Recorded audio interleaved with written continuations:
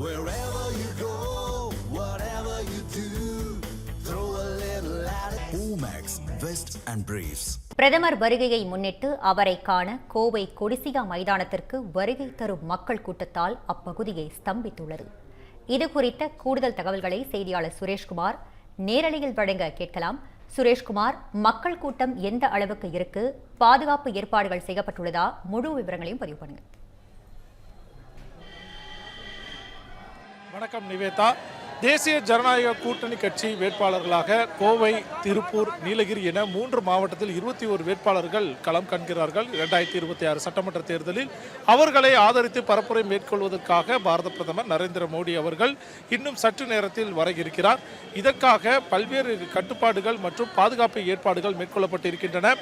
தற்சமயம் நாம் இருக்கும் சாலை கோவை அவினாசி சாலையில் இருக்கிறோம். இங்கிருந்து தான் வலதுபுறம் திரும்பினால் கொடிசியா மைதானம் இருக்கிறது. இந்த பகுதியே தற்சமயம் ஸ்தம்பித்து போயிருக்கிறது. பாரத பிரதமர் நரேந்திர மோடியின் வருகையை ஒட்டி அவரை காண அணிவகுத்து பல்லாயிரக்கணக்கான மக்கள் வந்த வண்ணம் இருக்கிறார்கள். ஆதலால் இந்த பகுதியில் ஸ்தம்பித்து போய் இருப்பதை நாம் பார்க்க முடிகிறது. அது மட்டும் இல்லாமல் பாரத பிரதமர் நரேந்திர மோடி வருகையின் காரணமாக காவல்துறையின் கட்டுப்பாடும் கடுமையாக இருப்பதால் பொதுமக்கள் அதிக தூரம் நடந்து செல்லும் ஒரு நிலையும் இருக்கிறது. இருந்த போதிலும் அதனை பொருட்படுத்தாமல் பொதுமக்கள் அணியணியாக அணிவகுத்து பேரணியாக வருவதை நாம் பார்க்க முடிகிறது.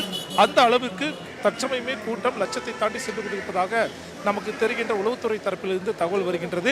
அது மட்டும் இல்லாமல் இன்று தேசிய ஜனநாயக கூட்டணி கட்சியை சேர்ந்த தலைவர்களும் வருகை புரிகிறார்கள். பாரதிய ஜனதா கட்சியை பொறுத்தளவுக்கு மாநில தலைவர் மற்றும் உள்ளிட்ட நிர்வாகிகள் வருகிறார்கள். அதே போல அதிமுக, தமாக, பாமக, அது மற்றும் நீதி கட்சி போன்ற பல கூட்டணி கட்சி தலைவர்களும் இங்கே கலந்து கொள்கிறார்கள். அவர்களுடைய ஆதரவாளர்களும் ஏராளமானோர் வந்த வண்ணம் இருக்கிறார்கள்.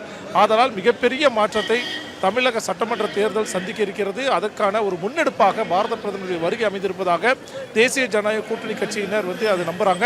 அந்த வகையில் பாரத பிரதமர் இன்னும் சற்று நேரத்தில் கொடிசியா மைதானத்துக்கு பரப்புரை மேற்கொள்ள இருக்கிறார். தனி விமானம் மூலம் கோவை விமான நிலையத்துக்கு வர இருக்கிறார். 5:45 மணியளவில் அவர் தரையிறங்குகிறார். அங்கிருந்து கார் மூலமாகவே நாம் இருக்கின்ற இந்த சாலையில் அவர் நேரடியாக கார் மூலமாக கொடிசியா மைதானத்துக்கு வருகிறார். சுமார் 2.7 கிலோமீட்டர் தூரத்திற்கு கார் மூலம் வரும் அவரை காணவும் சாலையின் இருபுறங்களிலும் மக்கள் கூடியிருப்பதையும் நாம் பார்க்க முடிகிறது. மேற்கொண்டு பொதுக்கூட்டத்திலும் வெயிலையும் பொருட்படுத்தாமல் அதிகப்படியான மக்கள் தற்சமயம் காத்து கொண்டிருக்கிறார்கள். அவர்களுக்கு போதுமான அளவு குடிநீர் வசதி மற்றும் ஒவ்வொருவர்களுக்கும் தொப்பிகள் கொடுக்கப்பட்டிருக்கின்றன. அது மட்டும் இல்லாமல் பொதுமக்களுக்கு அடிப்படை வசதியாக கழிவறை வசதி போன்ற வசதிகளும் செய்து கொடுக்கப்பட்டிருக்கிறது. அனைவரும் பல்வேறு சோதனைக்கு உட்பட்டு அனுமதிக்கப்பட்டாலும் பாரத பிரதமரை பார்க்க வேண்டும் என்ற ஒரே எண்ணத்தோடு அனைவரும் அனைத்தையும் பொருட்படுத்தாமல் பொறுமையாக இந்த பொதுக்கூட்டத்தில் கலந்து கொள்வதையும் அவர்கள் பார்க்க முடிகிறது. அந்த வகையில் அதிகப்படியான கூட்டம் தற்சமயம் கொடிசியா மைதானத்தில் பார்க்க முடிகிறது. இன்னும் சற்று நேரத்தில் பாரத பிரதமர் நரேந்திர மோடி அவர்கள் கோவை விமான நிலையத்தில் தரையிறங்க இருக்கிறார்கள். நிவேதா.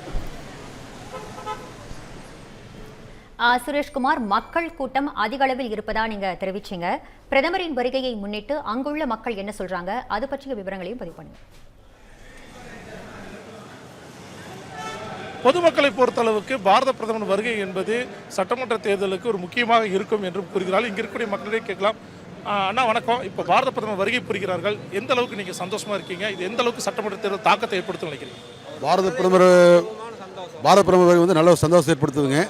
சட்டமன்றத்தில் அனைத்து இந்திய அண்ணா திராவிட முன்னேற்ற ஒரு வருகையினால் கிட்டத்தட்ட 180 தொகுதிக்கு மேலே ஆட்சி அமைக்குங்க. இது வருகைங்க பாரத பிரதமர் நல்ல போனஸ் பாயிண்ட் நம்மளுக்கு. எடப்பாடி மீண்டும் தமிழ்நாடு 2000 முதலமைச்சர் ஆவாருங்க.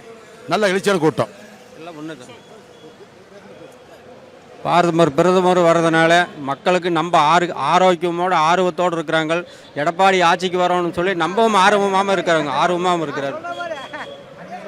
சார், நாங்கள் திருப்பூர்லேருந்து வந்திருக்கிறோம். திருப்பூர் வடக்கிலிருந்து எடப்பாடி முதலமைச்சர் ஆகணும். தேசிய ஜனநாயக கூட்டணி வென்றே தீரும். பிரதமர் வருகையை எப்படி நீங்கள் பார்க்கறதுக்கு எவ்வளோ தூரம் வந்திருக்கீங்க, எவ்வளோ மகிழ்ச்சியாக இருக்கீங்க? அதை பற்றி ரொம்ப சந்தோஷமாக இருக்குதுங்க. பிரதமர் வர்றது நல்ல திட்டங்களை எல்லாம் தமிழ்நாட்டுக்கு கொண்டு வந்திருக்காரு. தமிழ்நாட்டு மக்கள் பிரதமர் மேலே தனி சிறப்பு கவனம் செலுத்துகிறாங்க. திருப்பூர் வடக்கு தொகுதியிலிருந்து வந்திருக்கிறோம். இப்போ பார்த்தீங்கன்னா எடப்பாடியார் 2026 ஆட்சி அமைப்பது உறுதி. அது மோடி நம்ம பாரதிய ஜனதா கட்சியினோட இணக்கமாக இருந்ததுன்னு காரணமாக 11 மருத்துவக் கல்லூரியை கொண்டு வந்திருக்கார் தமிழகத்தில். அது ஏழை எளிய மக்களுக்கு மிகப்பெரிய ஒரு வரப்பிரசாதமாக அமைஞ்சிருக்குது. அந்த மத்திய அரசோடு சேர்ந்து இணக்கமாக இருக்கிறதுனால மட்டும்தான் தமிழகத்துக்கு ஒரு நல்ல விடிவெள்ளியாக, அதாவது முன்னேற்றம் கூடிய பாதையில் செல்லக்கூடிய வழி கிடைக்கிது. அதனால் 2026 கண்டிப்பாக எடப்பாடி ஆட்சி அமைகிறது உறுதி. மோடியினுடைய கரத்தை வலுப்படுத்துறத நாங்கள் கவனம் செலுத்துகிறோம். பிரதமர் வருகை எந்த அளவுக்கு தமிழ்நாட்டில் தாக்கத்தை ஏற்படுத்த நினைக்கிறேன்? பிரதமருடைய வருகை பற்றி சொன்னோம்னா ரொம்ப மகிழ்ச்சியாக இருக்குது. தமிழகத்துக்குன்னு அவர் சிறப்பாக கவனம் செலுத்துகிறாரு. தமிழகத்துக்கு நிறையா இதை செய்கிறார். ஆனால் இதெல்லாம் மூடி மறைக்கிறான், திராவிட கழகம் மூடி மறைக்கிறாங்க. அதையெல்லாம் நாங்கள் எவ்வளவோ மக்கள் இடத்துல எடுத்து சொல்லியிருக்கிறோம். அதுக்குண்டான பரிசு 2026 நிச்சயமாக கிடைக்கும். நீங்களே கேட்டிருப்பீங்க, பாரத பிரதமர் நரேந்திர மோடி அவர்களுடைய வருகை மிகப்பெரிய தாக்கத்தை ஏற்படுத்தும் என்ற நம்பிக்கை தங்களுக்கு இருப்பதாக தெரிவிச்சிருக்காங்க. அது மட்டும் இல்லாமல் மாநிலத்திலும் சரி மத்தியிலும் சரி ஒரு இரட்டை இன்ஜின் சர்க்கார் செயல்படுவது தான் தமிழகத்துடைய வளர்ச்சிக்கு ஒரு முக்கிய பங்களிப்பு கொடுக்கும் என்ற ஒரு புரிதலோடு மக்கள் காத்திருப்பதையும் நான் பார்க்க முடிகிறது. நிவேதா, பிரதமர் வருகையை முன்னிட்டு கோவை விழா கோலம் பூண்டுள்ளது. அந்த காட்சிகளை நாம் நேரலையில் பார்த்து வருகிறோம். சுரேஷ்குமார், தற்போது பிரதமர் திரு நரேந்திர மோடி கோவையில் எவ்வளவு நேரம் இருப்பார்? அது பற்றிய தகவல் ஏதேனும் தற்போது கிடைக்கப்பெற்றிருக்கிறதா? ஒரு 5:45 மணி அளவில் கோவை விமான நிலையத்துக்கு வருகை புரியக்கூடிய நரேந்திர மோடி அவர்கள், பிரதமர் அவர்கள் அங்கிருந்து கார் மூலமாக பரப்புரை மேடை கொடிசியா மைதானத்துக்கு வர இருக்கிறார். சுமார் 2.7 கிலோமீட்டர் தூரம் இருக்கிறது. அந்த தூரத்தில் வழிநடுகிலும் நாம் பார்த்தது போல மக்கள் இருபுறங்களிலும் வரவேற்பதற்காக காத்துக் கொண்டிருக்கிறார்கள். அதுக்கடுத்து நேரடியாக பொதுக்கூட்ட மேடைக்கு 6 மணிக்கு வர இருக்கிறார். தொடர்ந்து 1 மணி நேரம் அவர் பரப்புரை மேற்கொள்ள இருக்கிறார். அதன் பிறகு இங்கிருந்து அவர் தனி விமானம் மூலமே மீண்டும் டெல்லி செல்கிறார். அது மட்டும் இல்லாமல் இன்று 8:30 மணி அளவுக்கு நாட்டு மக்களுக்கு உரையாற்ற இருப்பதாக நரேந்திர மோடி அவர்கள் தெரிவித்திருக்கிறார்கள். அதில் என்னென்ன முக்கிய அம்சங்கள் இருக்கின்ற ஒரு எதிர்பார்ப்பு நாடு முழுவதும் பரவி இருக்கக்கூடிய நிலையில் இதற்கிடையே தேசிய ஜனநாயக கூட்டணி கட்சியினரை வலுப்படுத்த வேண்டும், வெற்றி பெற செய்ய வேண்டும் என்ற ஒரு நோக்கத்தோடு பாரத நரேந்திர மோடி அவர்கள் கோவை கொடிசியா மைதானத்துக்கு வருகை புரிவது இங்குள்ள கோவை மக்கள் மற்றும் கூட்டணி கட்சி நிர்வாகிகள் மத்தியில் ஒரு உற்சாகத்தை ஏற்படுத்தியிருக்கிறது. உங்கள் விரிவான தகவல்களுக்கு நன்றி சுரேஷ்குமார்.